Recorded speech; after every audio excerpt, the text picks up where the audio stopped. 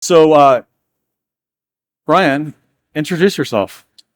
Yeah, I'm Brian Cox. I'm one of the custom homebrew builders here at the show. What's unique about Brian is that he's the first person to bring a game to a show that was running fast pinball electronics and mission pinball framework. Yeah, that's right. I think it was when I was starting my fourth custom game. It's when I met you Yep. and Dave, Right? and then also Brian Madden and Gabe at the Chicago show, and we all kind of sat down and let's figure out how to put all this together. Right.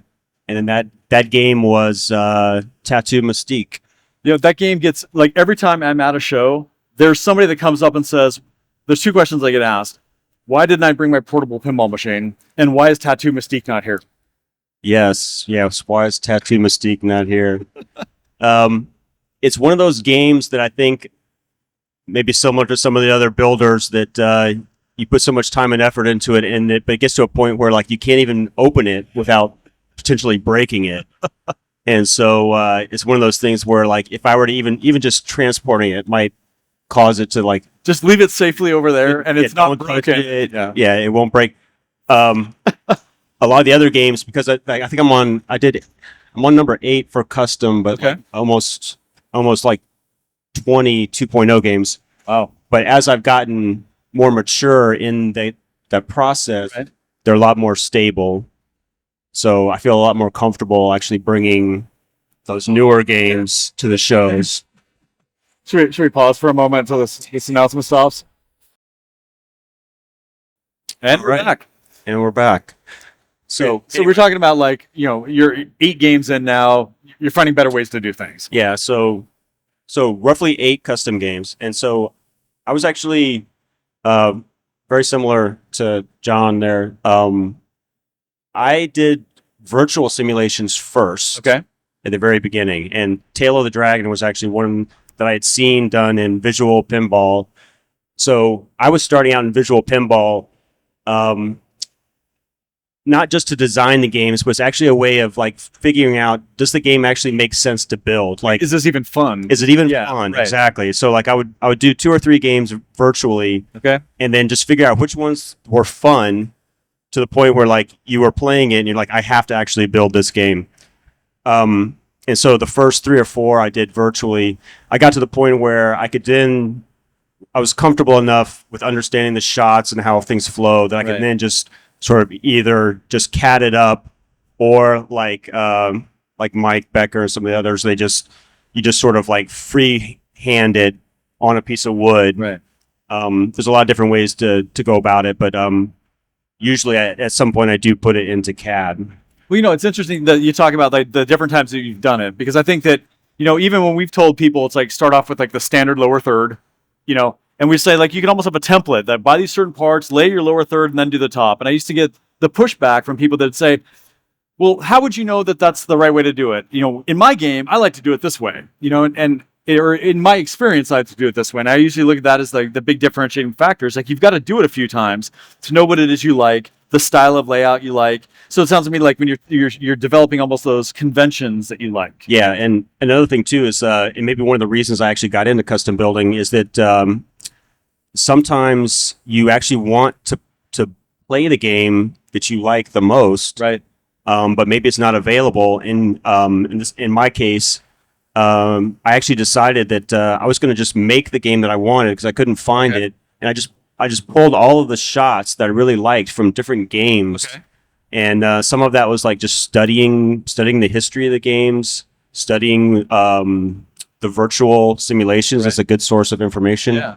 And then essentially just building the game you like based on the shots that you really love, and creating a game for yourself that is the game that you really want to have. And so you'll find your inspiration and this is a game I enjoy playing, and I like this little odd thing it does here. So I'd like to be inspired by that, bring that to my game. And that's true for and sometimes the lower third is actually the most interesting part of it, right? So you're saying yes, maybe start with a standard lower third and then just work on the upper stuff, or maybe just start with three thumpers or whatever.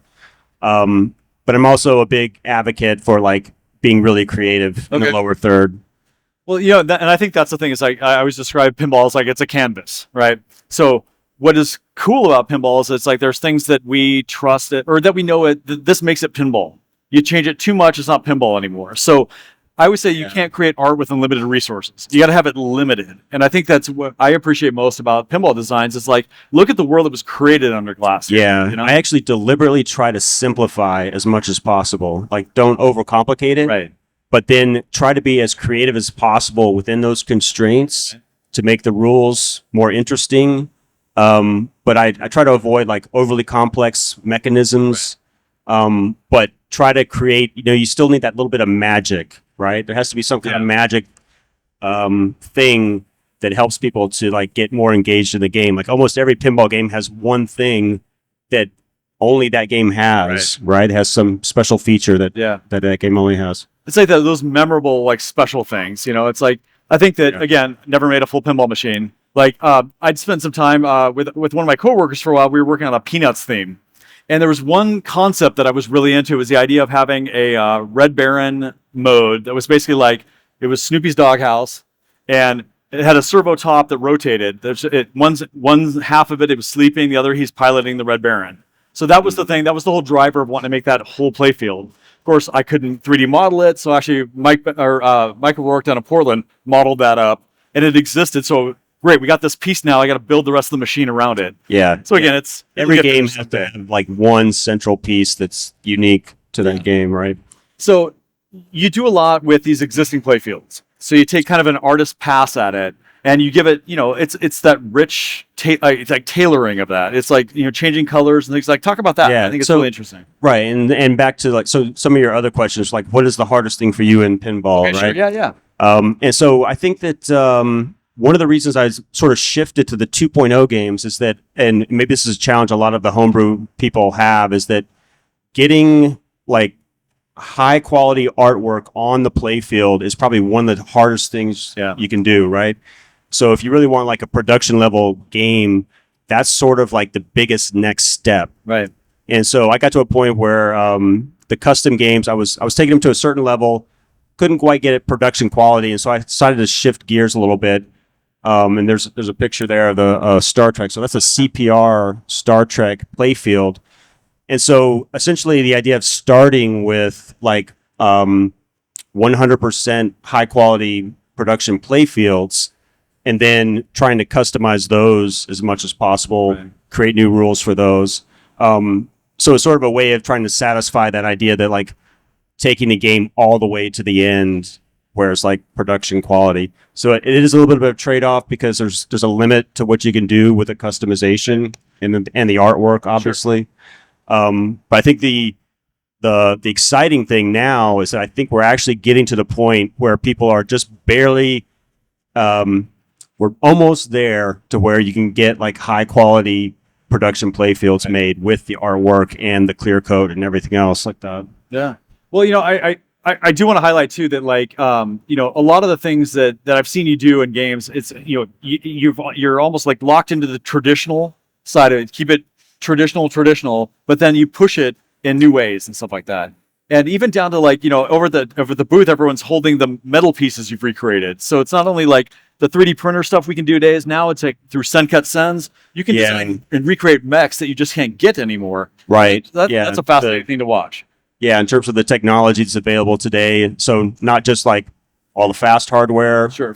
But there's also like a lot of reproduction hardware that's out there now. And like Sencut Sen, you said, you can very cheaply draw something up, CAD it up, send it out. So kind of the sky's the limit for homebrew right now. Well, I'm very excited to see what you create next.